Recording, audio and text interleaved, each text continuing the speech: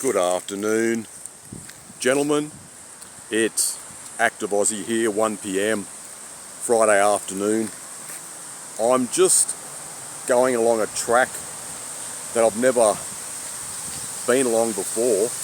As you can see, quite a lot of wind is coming up, and I was going to go fishing this morning. I put the rods in and I was heading out toward the highway. Then some very heavy showers came through and I could see the wind coming up in the forest canopy on the side of the highway, so it's lucky I didn't go. And Friday afternoon is very bad for traffic, so I'm going to try and go fishing in the morning, but just heard the weather report and it could be blowing up to 50 kilometres per hour or so on the coast, so might be a no-go, but I don't know. Anyway, I'm just here near Wilcox Park, but I'm heading toward Griffith University, and this is a trail that some students use later in the afternoon, but at 1 p.m. there's nobody around here. It's quite pleasant.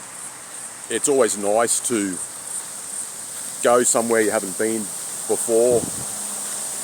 What I want to talk about this afternoon is women who racially abuse men.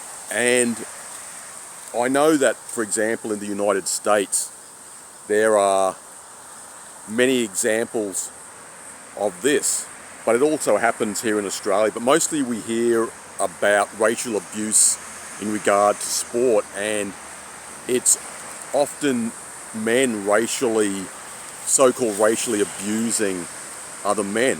But some of you guys, especially Aussie guys, might have heard of this story about Sam Kerr, who is the captain of the women's soccer team, the Matildas, here in Australia. And in the last 6 to 8 months, there has been like a type of hysteria surrounding this football team. And it's akin to the hysteria around Taylor Swift's visit to Australia. It's that same sort of idolatry worship that just gets out of control. But anyway, Sam Kerr allegedly racially abused a taxi driver in the UK and allegedly called him a stupid white bastard. And I was just wondering, imagine if it had been a black man and she had called him a stupid black bastard, or even if she had allegedly racially abused another woman, for example, say a black woman or an Asian woman, whatever. I think it would be a totally different story. There have been a few people in the Aussie MSM mainstream media who have lambasted Kerr.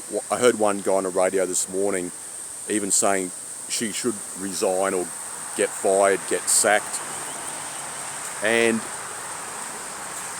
as usual, it's when there is a case of two men who are abusing each other that gets more publicity and more notoriety, so to speak, than if a woman does the same thing.